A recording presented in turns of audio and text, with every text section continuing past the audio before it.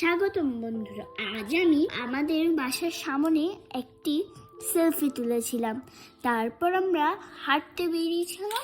ওখানে আমরা ঠান্ডায় কাঁপতে কাঁপতে একদম মনে হচ্ছিল আমরা এখনই মরে যাব ঠান্ডায়। আর ওখানে আমরা এত সেলফি তুলেছি যে আমাদের ফোনে জায়গাই হচ্ছিল না। আমার মাও করেছিল। তারপর আমি আমার ফেভারিট গেমটিতে গিয়ে খেলছিলাম। ওখানে আমরা একটা চিরুনি গেমে অনেক চেষ্টা করেছি, কিন্তু আমি পারছিলাম না।